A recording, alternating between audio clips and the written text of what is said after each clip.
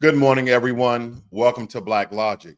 President Trump has announced a 100% tariff on all foreign produced films entering the U.S., aiming to rejuvenate the domestic movie industry, which he claims is dying a very fast death because we've had a lot of films being filmed or being recorded overseas that is more likely to be cheaper, cheap labor, cheap work production, but high quality films when it comes to 4K. I want you guys to look at Nigeria and Nollywood. High quality films. I don't believe that the acting or the writing is just key for the American market, but there are a lot of Americans that are watching Nigerian films, just as well as when you go to India. Okay, I don't know if they're calling that Bollywood by any chance. I believe that's the term that they're using when it comes to that. You have Nollywood with Nigeria, then you have Bollywood with India, I believe. I don't know if that's Bali, but Bollywood nonetheless. But again, you have high quality films that are being taken in by Netflix, Prime Video, and other large conglomerates that actually produce these films and that a lot of Americans are watching. Now, a lot of the scripting, the dubbing of their voices is not necessarily key to the prime market of American movies because, again, they're speaking another language, but there's more traction than ever before of people watching foreign films, but there are listed on American volumes when it comes to these platforms, like, for example, Netflix and Prime Video. So President Trump argues that the foreign tax incentives for U.S. studios, especially from countries like the UK, because the BBC are producing a lot of high quality films. I've even enjoyed some series and or movies that have come out of the BBC, Nollywood, and Bollywood all together. So he's stating that this poses a national security threat, framing foreign made content as propaganda because some of these films may view Americans or America in a very negative light. And we understand that it really started off very minuscule, very micro, very small, and then it's all to grow into propaganda machine. Now, when it comes to propaganda, this can be two-faced because the way it seems on the surface is that this is true. It's like a stereotype. Propaganda is like a stereotype. Yes, some of these things are true, but in the large scale of things, they can be very false because this is not contributing or this doesn't encompass all Americans. So the industry warns that such tariffs that Donald Trump is aiming to impose on these countries, as well as these movie industries around the world, could provoke retaliation, potentially harming the U.S. film industry more than helping it. So I'll keep you guys apprised of that. This is for your news updates. If you guys are new to Blacklogic, please hit that subscribe button as well as the notification bell so you are notified every time I go live or release a video. There's been a lot happening in Israel because Israel's security cabinet approved a comprehensive plan to capture the entire Gaza Strip. And if I told you guys plenty of times before that these bold moves that Israel, by the way of their prime minister, Benjamin Netanyahu, is making, is that even though they're trying to root out the very evil that attacked them, those 1,200 Israelis, those 1,200 Israelites that were attacked, killed, and harmed, that they're trying to root out the very evil, the terrorist group that spawned up that attack. There's a lot of innocent people who are getting harmed in the wake of that. But nonetheless, Israel's security cabinet have approved a very comprehensive plan to capture the entire Gaza Strip and maintain control for an indefinite period. This is what you refer to as an occupied state. And this particular move aims to defeat Hamas and liberate the hostages that Hamas allegedly has. But it has sparked very significant backlash due to the potential increased civilian casualties and forced displacement of thousands of Palestinians around the world. And when it comes to humane societies from around the world, the WHO, all these organizations are stating that this plan that Israel has for the Gaza Strip is apocalyptic. And it states right here in the byline, it says the Israel intentions can only result in yet more unimaginable suffering for civilians in the Strip. Because do not forget, in the Gaza Strip are Palestinians that live there.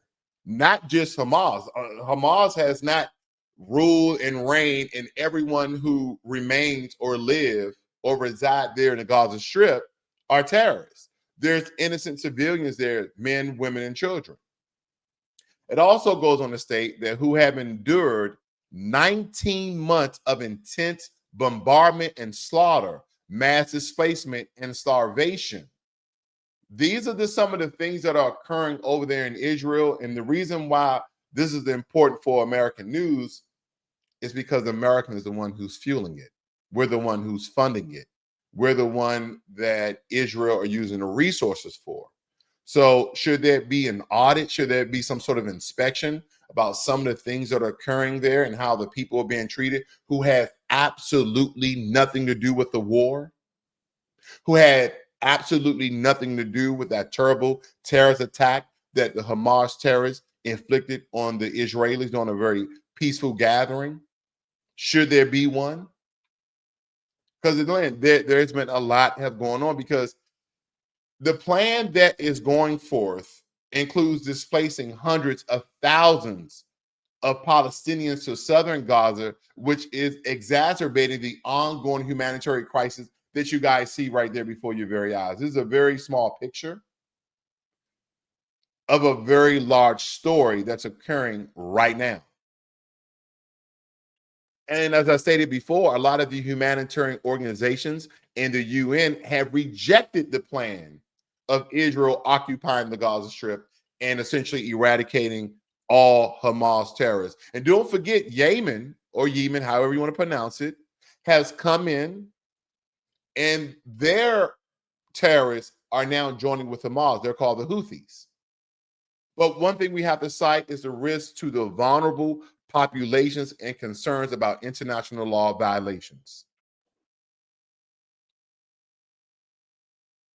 I'll be sure to keep you guys updated on the story, as this has been going on for almost 2 years now. And again, the only thing that I think as American taxpayers, American citizens, American voters, is that how is our administration, how the current administration is going about the humanitarian efforts in surviving a lot of the innocent people who are around this war-torn country and this war-torn area. Because don't forget, all the destruction, the mayhem, the chaos is not just happening in the Gaza Strip. It's happening in Palestine altogether. Because through the wake of all of this, thousands of buildings in Palestine have been destroyed. Senate Majority Leader Chuck Schumer blasted President Trump for stating he doesn't know whether he needs to uphold the Constitution, and Schumer called the remark as an un-American as it gets, emphasizing the importance of constitutional adherence by the nation's leader. Now, granted, not every American, whether your family have been here for 5, 6 generations, or your family have been here for 1 generation. Not all Americans know the Constitution. Now, this criticism comes amid broader concerns about the Trump administration approach to constitutional norms and the balance of powers within the U.S. government.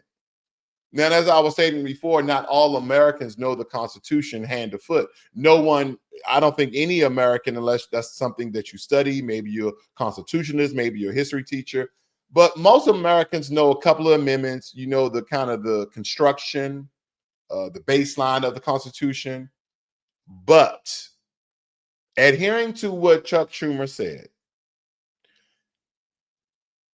the world leader, and I'm just stating because, again, America's on the front stage of almost every country. We control economies around the world. The leader of the free world, aka President Donald Trump. If anyone should know the Constitution, it should be the president. And I got it. He has advisors. He has lawyers to interpret. He can contact the Supreme Court. But no, as the leader of the free world, quotes, the most powerful country in the world, quotes, with the largest GDP in the world, and making a lot of bold moves when it comes to legislation by the way of executive orders, then yes, you should know the Constitution. I'm not saying verbatim, word for word, but it should be an easy reference for you to go in and cite what the Constitution is, what it stands for, and what a lot of the amendments mean. That's just my personal opinion, being the leader of the free world, of what you should and should not know. Okay, in this regards, what you should know. So again, as we look at this, I know everybody has their opinion of what the president should be adhered to, what he should know, how he should make decisions, you know, his advisors, etc. But again, out of all the documents, you know, the code of conduct, the Bill of Rights, you know, we have all these different legislations, we have all these different documents that builds the foundation of America. Believe me, you should be very, very familiar, being the president of the United States of America, in my opinion, the Constitution. There should be no way of getting around that at all. And I just want to let you guys hear what the president had to respond when it comes to the Constitution and how he goes about making his decisions. Let's talk about this, because obviously you've had a back and forth with the Supreme Court. In a 9-0 decision, the Supreme Court directed your administration to facilitate the return. You've talked about this in the past, of Kilmar Abrego Garcia from a prison in El Salvador, whose deportation your administration called an administrative error. You said in a recent interview you could bring him back, but you won't. Are you defying the Supreme Court, sir? No, I'm relying on the Attorney General of the United States, Pam Bondi, who's very capable, doing a great job, because I'm not involved in the legality or the illegality. I have lawyers to do that. And that's why I have a great DOJ. We have a great one. We had a very corrupt one before. Now we have a great one. No, I know a lot of people would agree with the president that he leans towards his lawyers, right? That's why they are in place. Now, mind you, a lot of politicians are lawyers. A lot of politicians, don't forget that Barack Obama was a lawyer. If I'm not mistaken, I believe Joe Biden passed the bar exam. But again, this is the reason why the president have different advisory teams, lawyer teams, social teams, where he's make these decisions based on the information that he receives. Because again, he can't know everything. Am I making an excuse for President Donald Trump? Absolutely not. I stand 10 toes down on what I stated, that he should know the Constitution and how it should be interpreted inside the country, of freedom, of all the things that supposedly special document, which is the very foundation of America, supposed to impose and to enforce.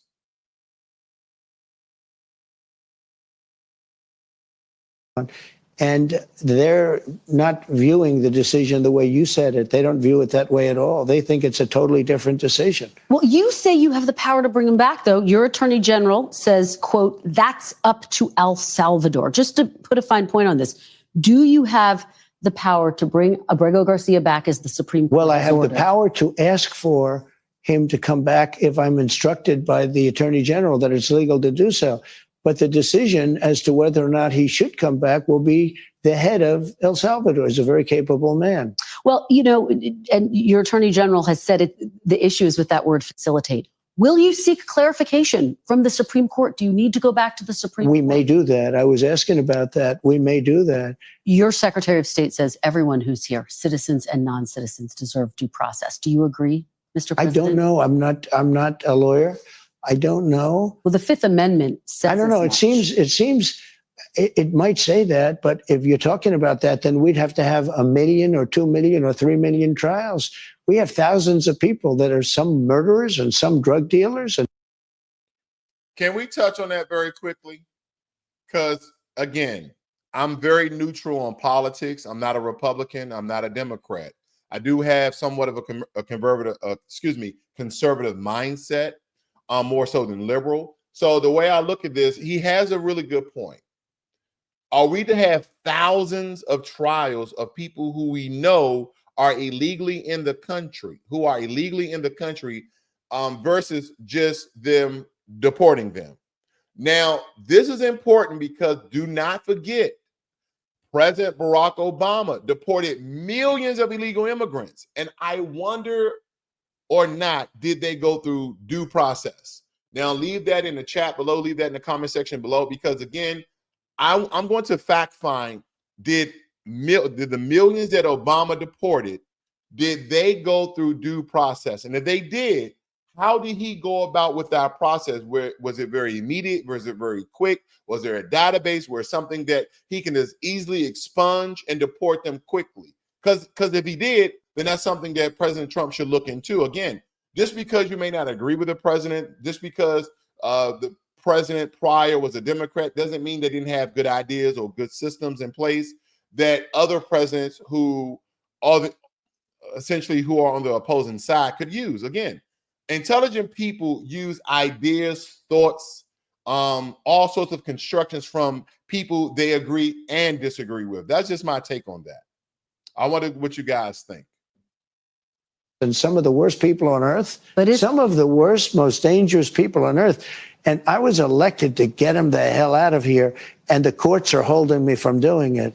But even given those numbers that you're talking about, don't you need to uphold the Constitution of the United States as I president? don't know. I have to respond by saying again, I have brilliant lawyers that work for me, and they are going to obviously follow what the Supreme Court said. What you said is not what I heard the Supreme Court said. They have a different interpretation. Is anyone in your administration right now in contact with El Salvador about returning Abrego Garcia to the I United don't know. States? You'd have to ask the Attorney General that question. Thanks for watching. Stay updated. All right. So that was, in my opinion, when you don't know, you basically tell whoever's interview asking the question that you do not know. And that's why he said he leans on the Attorney General, Pam Bondi. He also leans on his legal team for the legality of the Constitution. Okay. He didn't want to misspeak. And again, if I don't, and people, when it comes to Donald Trump, they know him as a very reckless person. He says whatever he wants to says. He dances around a lot of things. He deflects a lot of things. But on this particular matter, I would say, because I believe he does not know to the wire how this could violate the Constitution, he just deflected and said, you know what, that's why I have a legal team. That's why I have an Attorney General to make those decisions. You know, again, I put people in place who are very smart people, as he would say, to make those decisions. So again, some people may call it a scapegoat. In some regards, even though you should know something, and if you don't, that's an expert way of saying, I don't know. I'm a lead on my legal team. And I can't be essentially against that. Okay. I can't be against that. And this is me looking at it again, very unbiasedly, very neutrally. I'm not a fanboy. I'm not MAGA or anything like that. I'm just looking at it very neutrally. And I know people hate that because people who dislike Donald Trump go hard on Donald Trump. Just people who are for the other side, you know, you should be favorable to the other side. And I'm just not made like that. Okay. I want to look at things very, very neutrally. And I know people absolutely hate that. Now, a lot of people wanted RFK to be in this capacity. Whether it be liberals, conservatives, Democrat, Republicans, independents. So many people was advocating before he kind of switched sides so he can kind of team up with the Republicans to get this position that he currently is in. He really didn't care. Do not forget, RFK was an independent. He could go either way. He just wanted to be in a position to make change. Now, a lot of advocates have raised alarms over RFK Jr.'s proposal to create a national autism database, labeling it as slippery slope to eugenics, which I believe is absolutely false. But concerns center around privacy issues and the potential misuse of data, with critics fearing it could lead to discriminatory practices against autistic individuals. And the proposal has sparked a broader debate about the ethics of data collection and the importance of safeguarding the rights of neurodiverse populations. I don't know where people come at with this because, again, I think most Americans, we would like to look at the pros and cons of such things. Okay, we like to look at the pros and cons of such things as we look at this about autism, which a lot of people are trying to fight. But have we ever just looked at that? The potential pros of a national autism database. Number one, you'll have better services, faster services. You'll have a centralized database that could streamline how autism is diagnosed and treated across states. I want you guys to think of faster, earlier interventions, more consistent, individualized education plans. In that world of autism, they label them as IEPs. and they will have this better long-term support. It could reduce bureaucracy delays in services like speech therapy, because a lot of people on the spectrum, they need speech therapy, they need behavioral therapy, educational placement.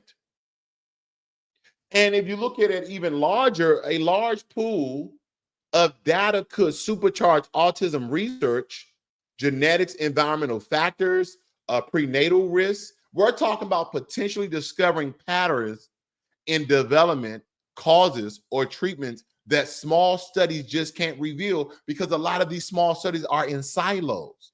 They're not connected to anything to give real relative data that can be crunched and produce real-time numbers so we can have outputs to make change with people who are on the spectrum. And when we look at policy and budget efficiency with clearer numbers, the federal and state governments could allocate resources more effectively, where the special education funding, caregiver tax credits, or Medicaid waivers could be better for these group of people. It can help site and school districts forecast need rather than playing catch up when services are already overwhelmed. And I know there's other ways and other perspectives that we can look at having a database for children and people who have autism. And this is why I believe that a lot of these so-called advocates are sounding the alarm, because when it comes to privacy invasion and government overreach, the idea of a federal database tracking health conditions, especially neurological ones, is immediately suspect in a country with a poor track record of protecting medical privacy. That's why HIPAA was implemented quite some time ago, to protect people from the government invading on your medical privacy. But what happens, okay, what happens if this data is used by insurance companies, employers, law enforcement, or a future administration with a cleansing agenda? This is what they were referring to as eugenics. We know people who are not mentally stable within our country. So again, now we have a whole database of people we can solve with a cleansing agenda. Because again, we're talking about the segmentation and discrimination of people, laboring children or adults early in life that could affect their schooling, their employment, and even reproductive rights. I don't know if, again, this compare and contrast that I'm guys giving you, hope you can stay with me. First, I gave you the pros, and now I'm in the cons, because this turns people into data points, not Homo sapiens, not human beings. We turn them into data points, potentially judged not on their ability, but on a clinical labeling. And how many people would be misdiagnosed? The U.S., in my opinion, has a very real, very ugly history of eugenics, especially when it comes to foundational Black Americans. We're talking about forced sterilization, institutionalization, and segregation of neurodivergent individuals, which is a very centralized autism registry, could be a digital resurrection of that ideology of eugenics. And RFK Jr., who has spread vaccine conspiracy theories and repeatedly linked autism to debunk science, is not a neutral figure in the regards. And his advocacy taints the initiative with suspicion of ulterior motives. This is a very slippery slope to social control that a lot of people are really calling out, because today is autism, tomorrow is ADHD, bipolar disorder, depression. Where does the database stop? The potential to weaponize the data against certain communities, especially, marginalized groups, especially Black Americans, this will have the civil rights watchdogs on alert. But I also look at it in a different matter as well. Let's not sugarcoat this, because a national autism database under the current political and social climate leans far more detrimental than beneficial. Yes, if the system was built with the highest data protections, transparency, community oversight, and voluntary, participation, it could be powerful. But in America, But in America, a country where personal data gets leaked, sold, and exploded like Black Friday deals, the risks are way too high, in my opinion, because for families, it could create a digital scarlet letter. For the economy, it could deepen inequality with poor and minority families facing more scrutiny. We've had a lot of Black Americans been shot and killed who was on the spectrum, who have ADHD. When they came out, maybe they was garnering a small pocket knife, right? But they're not in their right state of mind. And instead of, non-lethal deterrence, they've been killed. That's why a lot of these special police officers with training, anytime someone is going through a mental health episode, they need to be called on the scene ASAP and not a regular police officer who is not trained. Now, for the country, it's a civil liberty nightmare waiting to be abused. So what's my final thoughts? The idea has potential. Don't get me wrong. Have database of people who will get support very quickly, people who are understanding their condition, et cetera, et cetera. But a lot of people are stating not under RFK Jr., not without airtight safeguards, and not without the leadership of neurodiverse voices. The autism community deserves empowerment, not categorization. They definitely need more funding and not more fouls. Because again, a national autism database, that's great in a utopia, but in the real world, I just wonder, in the real world, is that destruction as we know it? Or is this simply Pandora's box? That's the questions I have. I wanted to really break that down for you guys because this next one has me reeling as well. Rwanda's back on the scene. Rwanda's foreign minister has confirmed that the country is in preliminary discussions with the United States to accept migrants deported from the U.S. That's illegal immigrants that are in the U.S. They would be then deported to Rwanda. Now, a great majority of the illegal immigrants in America are from Mexico, Central America, and South America. Yes, we have illegal immigrants from around the world. We have them from India. We have them from Africa, the Caribbean. We have them from China. We have them from Asia. We have illegal immigrants that enter the southern of the border from around the world. But the vast majority of illegal immigrants have come from Mexico and Central America. Now, this development follows Rwanda's recent pattern of negotiating agreements to receive migrants from Western countries. They were also in talks with the UK as well. And a lot of the human rights groups have raised concerns about Rwanda's potential returning deported migrants to the countries of origin, not their country, way down in Southeast Africa. And there are a lot of these, humanitarian groups are alleging human rights violations that the president, Paul Kagame of Rwanda, is denying. And a lot of those reports are coming out, Kagame, which is the capital of Rwanda. So I just wonder myself, what does the country of Rwanda want people who are foreign to the land, who does not speak the native tongue? What do a small country that have been through so much chaos and turmoil, was that back in the 80s, late 80s, early 90s, when they had the whole genocide thing? But Paul Kagame, who came into power in 2000, he's been in power for the last 25 years, and the people revere him. Again, some people, when it comes to leaders, I guess, like Paul Kagame, they don't look at him as a dictator, even though from the Western world perspective, he's a dictator because, again, they have no elections. He's been in power since 2000. He's been president for 25 years. That is unheard of in the Western world, as far as the constitutions and the declarations therein. A lot of Western worlds, they have terms, 4 years. They can do two terms of 4 years, 2 terms of 5 years, etc.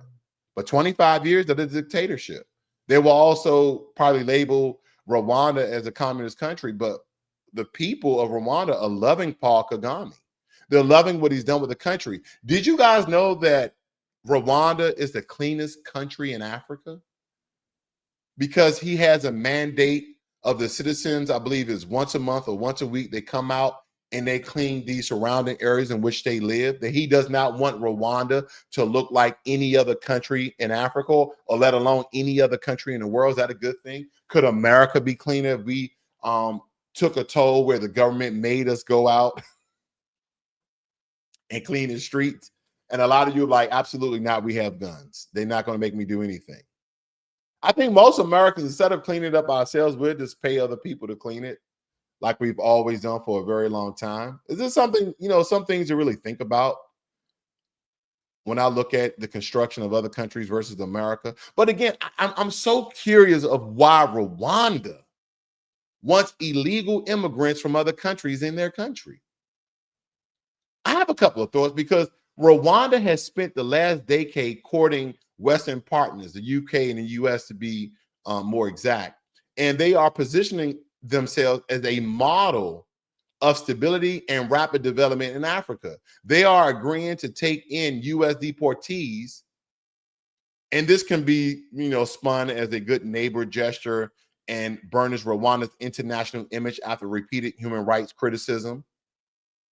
In Kigali, the capital is deeply involved in peace talks in neighboring DR Congo, and the ability to offer a migrant hosting service strengthening its bargaining chips in the US-backed initiatives. There are some economic incentives, right, when we talk about direct payments and or aid, because reports indicate the US may offer Rwanda substantial sums. Okay, there are actually reports that Rwanda will be offered substantial sums, either via direct per head payments or infrastructure grants, in exchange for accepting non-citizen deportees, likely those with criminal records who have served U.S. sentencing. Which this reminds me of, this really reminds me of how the UK and a lot of the white Western countries over there in Europe made Australia a penal colony, even though they knew that there were dark Aboriginal African ancestry people already there in Australia. But now we have an African country that is really branching out and asking for criminals so they can house them and prison them there in Africa in order for them to get some sort of financial gain. This is one way to raise your economy, I guess. This is one way how you can raise it. But this will bolster really developmental funding beyond deportee fees. Such deals often, they often unlock broader development packages. World Bank goodwill, which Kigali can channel into its flagship projects. They're going to use, in my opinion, they're going to use these people who were illegal immigrants in America, who are potentially criminals from other countries that will be deported to Rwanda, and they're going to use them as free labor to help build their roads, their energy infrastructure. Because again, following the UK model in 2022, Britain struck and then scrapped a similar migrant relocation pact with Rwanda. They actually was in deals with the UK for this very same deal that they're talking to the US about. And Kigali sees a ready blueprint and hope to avoid the UK deal's legal pitfalls.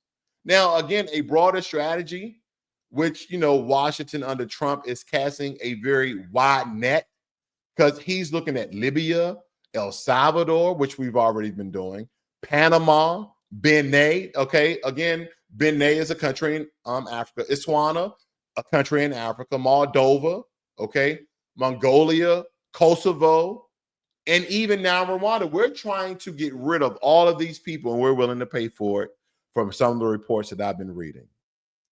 and this is to solve is deportation. Okay, this is to solve our deportation problem, especially for migrants whose countries refuse repatriation. No, they can't come back. Okay, we're going to send them all the way across the country. We're going to send them to Africa. We're going to send them to Europe. We're going to send them to a small island out there in the Pacific Ocean. But here's the question I have. Will President Kagame turn deportees into free labor the same way El Salvador has turned its prisoners into work crews? Now, granted, there is no credible report suggesting that Rwanda plans to use deportees as involuntary labor gangs. But again, if we're looking at El Salvador and the comparison therein, President Bukele of El Salvador famously deploys convicted prisoners on public work teams at very rock bottom wages. We're talking about pennies on a dollar. But again, I must say there's zero indication that Kagame intends a copy and paste of El Salvador. And if we look at Rwanda's post-genocidal reconstruction ethos, which relies on voluntarism and targeted skills training, there is no indication of forced labor. But according to both Rwandan and U.S. sources, the likely scenario is that deportees will be housed temporarily in reception centers, assessed for their skills, and offered stipends, job placement assistance, and or vocational training to dissuade return migration. So Rwanda seems as though that they are employed to keep a lot of these people who are not native to their land. And all these skills that we hear people who are illegally in our country from a lot of the South American and Mexico, and again, a lot of the countries from around the world, that they have all these skills they come to America with, and that we get rid of them, America would tumble and fall and burn, as if America was not built on the backs of blacks. Now, the $1 million question is, if we get rid of a lot of so-called skilled immigrants, skilled labor immigrants, do we have enough Americans to maintain and innovate new construction and infrastructure and do a lot of the jobs that a lot of the illegal immigrants were doing?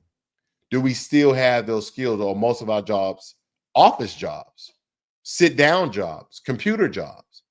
Who's going to maintain the infrastructure? Who's going to maintain the power grid? Do we have enough people? Do we have enough skilled, knowledgeable people? I would like to believe so. But there needs to be a new age where a lot of Americans are turning to trade.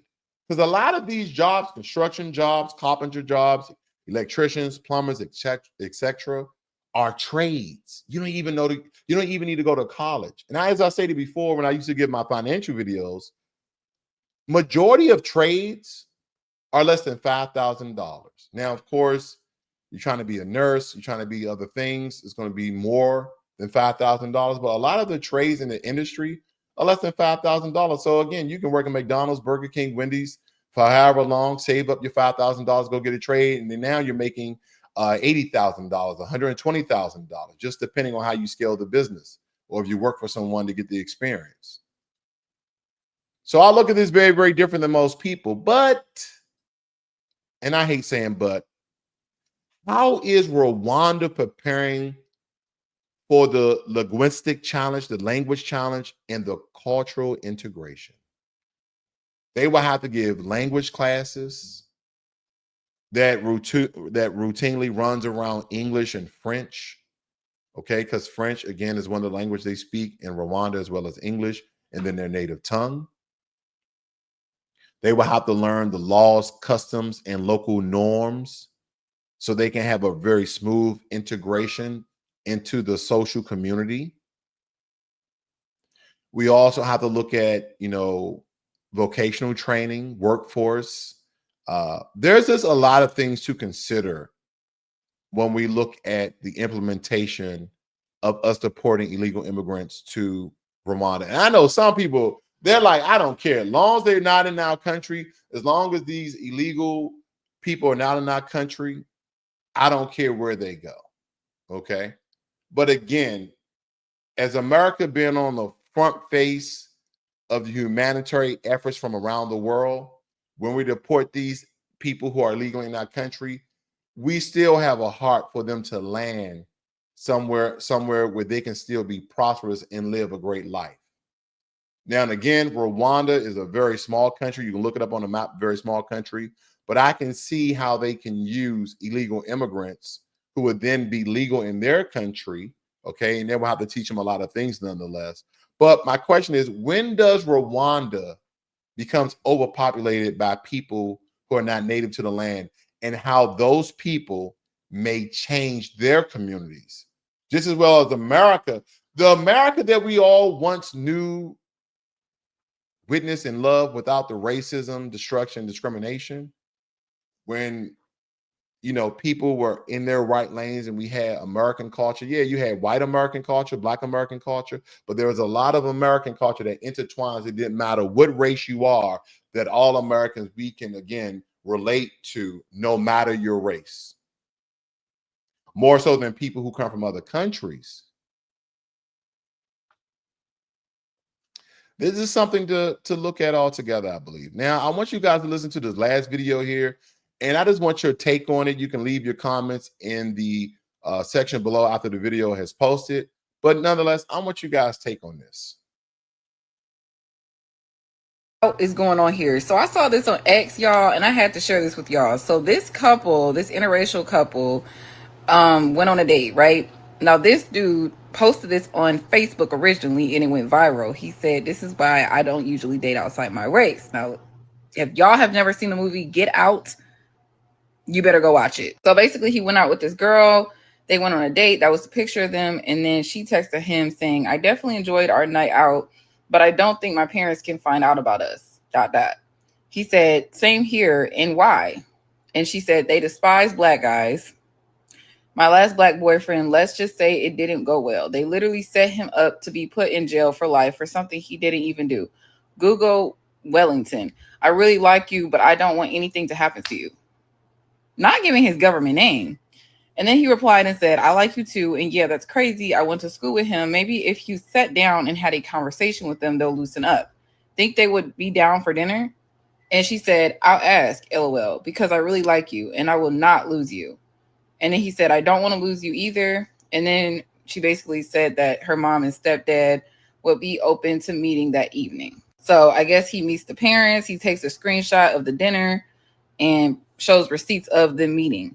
This is so creepy. So he took her phone and saw a message. This is so creepy, y'all. Saying this. He said, it says basically that was her talking to her mom, "Mommy love." He seems well put together, but it's something about him me and Jeff don't approve of. He seems like he would be good around the house for things we need, but not for a relationship. Tried to convince him to start working for us. And once we take a trip to the mountains this summer, well, know the rest. Well, you know the rest. What? And then she said, "Mom, I really like him. Can I at least keep him? He's very sweet." What? And then she said, "Not at all. Dating a Black guy in the South, especially Mississippi, is not recommended. Do as..." I'm just trying to figure out, is this satire? Is this absolutely real? It does seem like a cutout scene from the movie Get Out. But again, this can be very real. And the only thing it has me thinking about is Shannon Sharp. You guys have a great and wonderful morning. This is Blacklogic.